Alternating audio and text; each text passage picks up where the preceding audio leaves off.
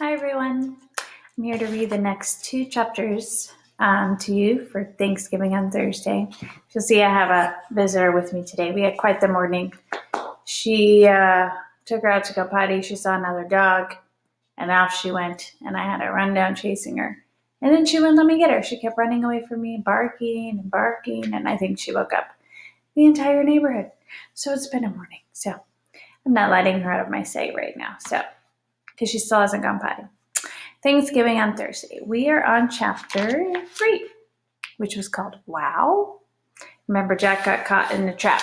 So let's see what happens. Jack, cried Annie. The skinny dog barked and jumped around happily. Jack was hanging a few feet off of the ground with a rope around his ankle. His glasses and hat and bag had fallen to the ground. Jack felt the blood rushing to his head. I must have stepped into a hunting trap, he said in a straggled voice. Oh, poor Jack. I'll free you, said Annie. She tried to reach the rope, but it was too high. Jack heard voices over the wild barking of the dog. That was my morning. A blur of people gathered around him and Annie. Oh, mercy, a woman cried. We've caught a boy, a man said. The dog licked Jack's face. Help, said Jack. A burly man shooed the dog away, then he grabbed Jack. Another one cut the rope with a knife, then they gently lowered Jack to the ground. Jack sat in the leaves, feeling dizzy. He took the rope off his foot and rubbed his ankle.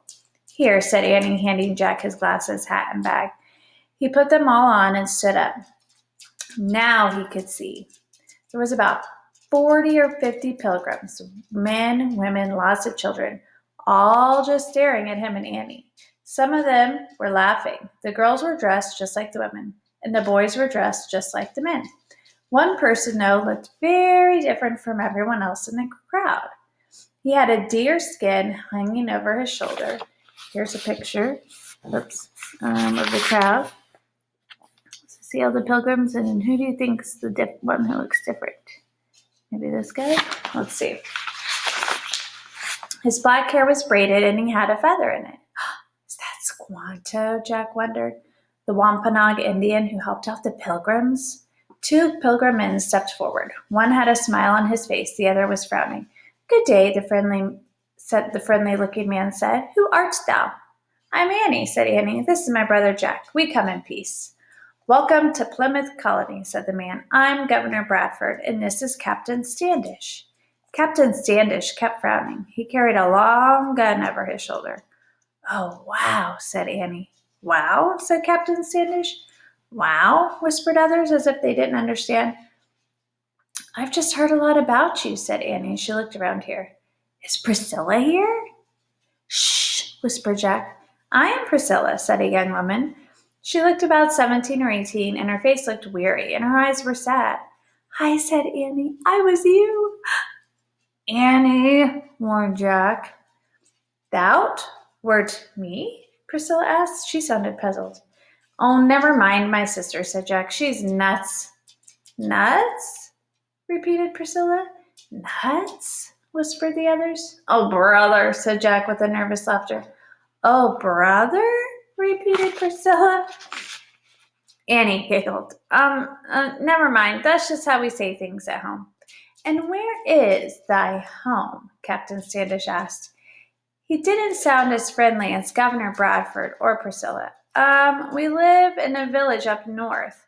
Our parents sent us here to, he remembered something from their research, to learn how to grow corn. But how and when did your family come to America? The captain asked. No, Jack was worried.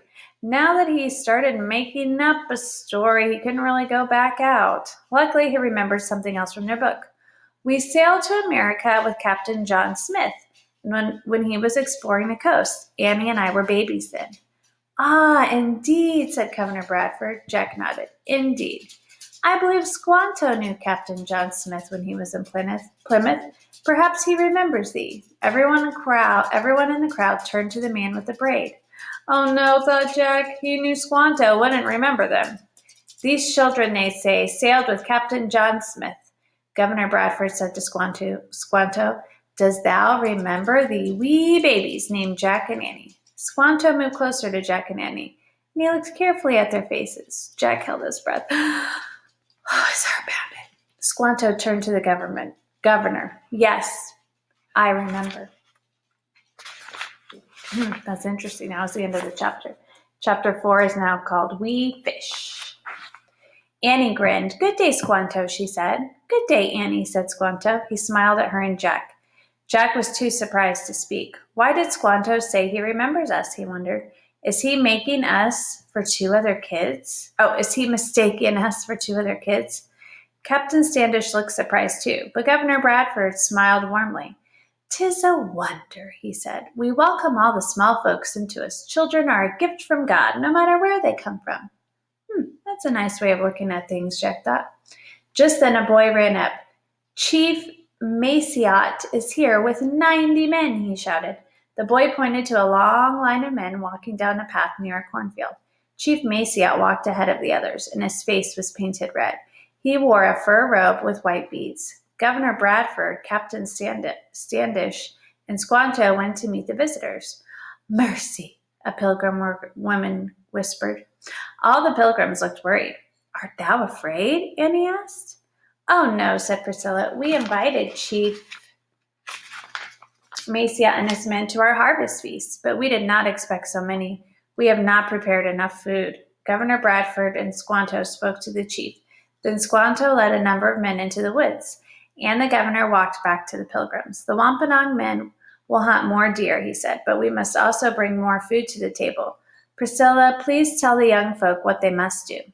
The grown-ups went back to the village, and the pilgrim kids gathered around Priscilla. She told some to carry water or to set up tables. She told others to gather vegetables or hunt small animals.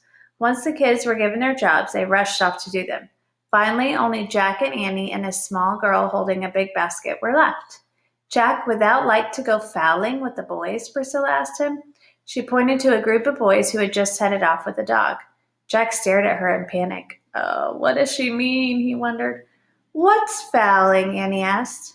Thou does not know, said the little girl. 'Tis hunting water birds, of course. Jack doesn't know how to do that, said Annie. 'Tis true. How dost thou eat and live? We catch fish, said Annie. We do, thought Jack. Ah, good, said Priscilla. Then I bid thee to bring back as many eels and clams as thou can. We have near 150 mouths to feed. Priscilla took the basket from the small girl and gave it to Annie. We will see thee later, Priscilla said, waving. Mary and I must go help with the cooking. Said Jack, but before he could ask any questions, Priscilla and the little girl started back to the village. So there's Jack and Annie with the basket, and there's Priscilla and the girl headed back. By Jack, the way that Jack was talking, do you think they really know how to fish? That takes us to chapter 5, eels and clams. So now I'm wondering how Jack and Annie are going to catch eels and clams when I don't think they've ever really done it before. Do you? I can't wait to read our next 2 chapters tomorrow and find out how Jack and Annie get out of this mess. How are they going to catch eels and clams when I don't think they've ever tried that before? Tune in tomorrow to find out. All right, love you. Talk to you later. Bye.